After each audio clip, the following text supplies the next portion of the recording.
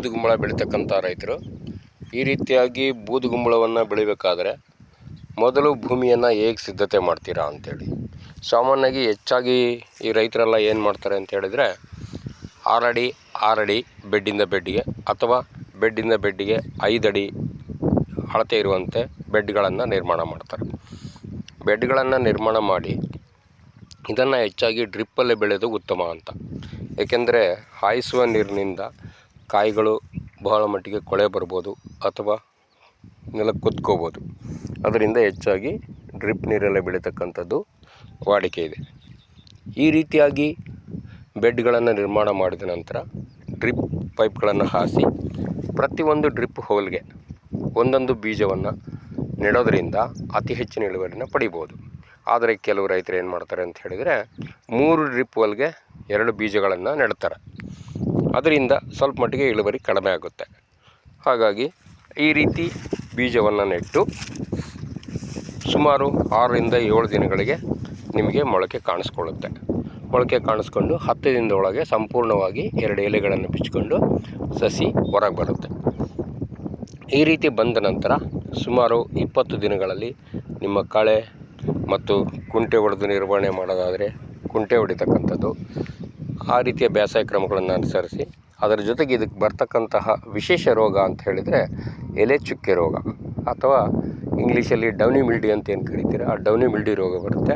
ಇದಕ್ಕೆ ಸುಮಾರು ಒಂದು 10 ದಿವಸಕ್ಕೂ ಒಂದು ಸಾರಿ ಸ್ಪ್ರೇ ಮಾಡ್ಕೊತ ಇದ್ದರೆ ಈ ಡೌನಿ ಮಿಲ್ಡಿ ರೋಗ ಕಂಟ್ರೋಲ್ ಬರುತ್ತೆ.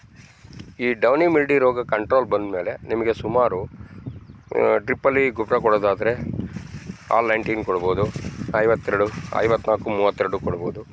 ಅದೇ ರೀತಿಯಾಗಿ ನೀವು ಗಟ್ಟಿ ಗೊಬ್ಬರಗಳನ್ನು ಕೊಡ್ತೀರಾ, ರಾಸಾಯನಿಕ ಗೊಬ್ಬರಗಳಂದರೆ ಕೈಯಿಂದ ಇಟ್ಟು ಕೂಡ ಕೊಡ್ಬೋದು. ಗೊಬ್ಬರವನ್ನು ಮಣ್ಣಲ್ಲಿ ಮುಚ್ಚಿ ಸಾಧ್ಯವಾದ ಮಟ್ಟಿಗೆ, ಹಾಗಾಗಿ ನಿಮಗೆ ಉತ್ತಮ ಫಲಿತಾಂಶ ಬರುತ್ತೆ. ನಿಮಗೆ ಸುಮಾರು 55 ರಿಂದ 60 ದಿನಗಳಿಗೆ ಹೂ ಕಾಣಿಸ್ಕೊಳ್ಳುತ್ತೆ. ಹೂ ಕಾಣಿಸ್ಕೊಂಡ್ಮೇಲೆ ನಿಮಗೆ ಪ್ರಮುಖವಾಗಿ ಬರುವಂತಹ ಸಮಸ್ಯೆ ಬೂಜಿ ಸಮಸ್ಯೆ. ಈ ಬೂಜಿಯನ್ನು ನಿರ್ವಹಣೆ ಮಾಡದೆ ಹೋದರೆ ನಿಮ್ಮ ಬೆಳೆ ಸಂಪೂರ್ಣವಾಗಿ ಹಾಳಾಗುತ್ತೆ. ಅದಕ್ಕೋಸ್ಕರ ನೀವು ಬೂಜಿಯನ್ನು ಸಂಪೂರ್ಣವಾಗಿ ನಿಯಂತ್ರಣ ಮಾಡಬೇಕಾಗುತ್ತೆ. ಕೊನೆಯ ಪಕ್ಷ ನೀವು 1 ತಿಂಗಳ ಕಾಲ ಬೂಜಿ ಔಷಧಿಯನ್ನು ಸ್ಪ್ರೇ ಮಾಡಬೇಕು.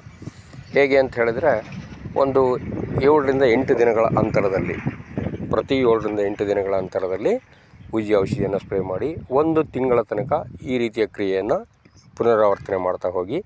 ಆಗ ನಿಮ್ಮಲ್ಲಿ ಒಳ್ಳೆ ಬೂಜಿ ನಿಯಂತ್ರಣ ಬರುತ್ತೆ. ಅದರ ಜೊತೆಗೆ ನೀವು ವಿಶೇಷವಾಗಿ ಗಮನಿಸಬೇಕಾಗಿರೋದಂದರೆ ಬೂಜಿ ಔಷಧಿಗಳನ್ನು ಬಳಸಬೇಕಾದ್ರೆ ಕಡಿಮೆ ರೇಟಿನ ಔಷಧಿಗಳನ್ನು ದಯಮಾಡಿ ಬಳಸಬೇಡಿ. ಇದರಿಂದ ಏನಾಗುತ್ತೆ ಅಂತ ಹೇಳಿದರೆ, ನೀವು ಕಡಿಮೆ ರೇಟಿನ ಔಷಧಿಗಳನ್ನು ಬಳಸೋದ್ರಿಂದ ಜೇನುನೊಣಗಳು ಈ ನಿಮ್ಮ ಪರಾಗಸ್ಪರ್ಶಕ್ಕೆ ಬೇಕಾಗಿರುವಂಥ ಕ್ರಿಯೆಯನ್ನು ಮಾಡಲಿಕ್ಕೆ ಬರೋದಿಲ್ಲ. ಯಾವಾಗ ನೀವು ಕಡಿಮೆ ರೇಟಿನ ಔಷಧಿಗಳು ಸ್ಪ್ರೇ ಮಾಡ್ತೀರೋ ಅವು ತುಂಬ ಸ್ಮೆಲ್ ಇರ್ತವೆ. ಈ ಸ್ಮೆಲ್ಗೆ ಜೇನುನೊಣಗಳು ಈ ನಿಮ್ಮ ಬೆಳೆ ಹತ್ತಿರ ಕೂಡ ಬರೋದಿಲ್ಲ. ಆಗ ನಿಮಗೆ ಗರ್ಭಧಾರಣೆ ಕಡಿಮೆ ಆಗಿಬಿಟ್ಟು ಕಾಯಿಗಳ ಸಂಖ್ಯೆ ತುಂಬ ಕಡಿಮೆ ಆಗ್ತಾ ಹೋಗುತ್ತೆ. ಅದಕ್ಕೋಸ್ಕರ ಸಾಧ್ಯವಾದ ಮಟ್ಟಿಗೆ ನೀವು ಅತಿ ಹೆಚ್ಚಿನ ಬೆಲೆ ಉಳ್ಳಂಥ ಔಷಧಿಗಳನ್ನು ಸ್ಪ್ರೇ ಮಾಡೋದ್ರಿಂದ ಜೇನುನೊಣಗಳು ಅತಿ ಹೆಚ್ಚಾಗಿ ಬರ್ತವೆ. ಜೊತೆಗೆ ಬೂಜಿ ನಿಯಂತ್ರಣ ಕೂಡ ಅತ್ಯುತ್ತಮವಾಗಿ ಸಾಧ್ಯವಾಗುತ್ತೆ. ಈ ರೀತಿ ನಿರ್ವಹಣೆ ಮಾಡಿದ ನಂತರ ನಿಮ್ಮ ಬೆಳೆ ಉತ್ಕೃಷ್ಟವಾಗಿ ಬರ್ತಾ ಇರುತ್ತೆ. ಆಗಾಗ ನೋಡಿ ನುಸಿ ಹೇನು ಅಥವಾ ವೈಟ್ ಫ್ಲೈಸ್ ಅಥವಾ ಡೌನಿ ಮಿಲ್ಡಿ ಏನಾದರೂ ಇದ್ದರೆ ಆಗಾಗ ಮಧ್ಯೆ ಒಂದು ಸರಿ ಔಷಧಿಯನ್ನು ಸ್ಪ್ರೇ ಮಾಡ್ತಾ ಹೋಗಿ. ಸ್ಪ್ರೇ ಮಾಡಿದ ಮೇಲೆ ನಿಮಗೆ ಸುಮಾರು 90 ದಿನಗಳಲ್ಲಿ ಕಾಯಿ ನೋಡಿರಿ, ಸುಮಾರು 70 ದಿನಗಳಲ್ಲಿ ಈ ರೀತಿ ಬಂದರೆ ಹೆಚ್ಚು ಕಡಿಮೆ 90 ದಿನಗಳಲ್ಲಿ ನಿಮಗೆ ಈ ಸೈಜ್ ಕಾಯಿ ಬರುತ್ತೆ. ಸುಮಾರು ಒಂದು 10 ರಿಂದ 15 kg ತೂಗುವಂಥ ಸಾಮರ್ಥ್ಯವುಳ್ಳಂಥ ಕಾಯನ್ನು ಪಡ್ಕೋಬೋದು.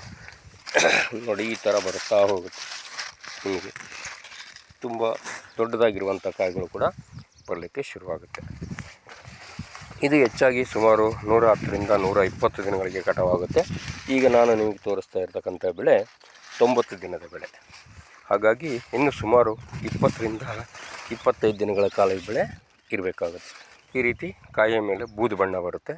ಸಾಮಾನ್ಯವಾಗಿ ಇದು ಒಂದೇ ಕಟಿಂಗ್ ಆಗೋ ಥರ ಕ್ರಾಪ್ ಬರೋದಿಲ್ಲ, 2 ಕಟಿಂಗ್ ಅದೇ ಆಗುತ್ತೆ. ಹಾಗಾಗಿ ಮೊದಲನೇ ಕಟಿಂಗಲ್ಲಿ ನಿಮಗೆ ಈ ಸೈಜಲ್ಲಿರುವಂಥ ಕಾಯಿಗಳು ಗಾತ್ರದಲ್ಲಿ ಸಿಗ್ತವೆ.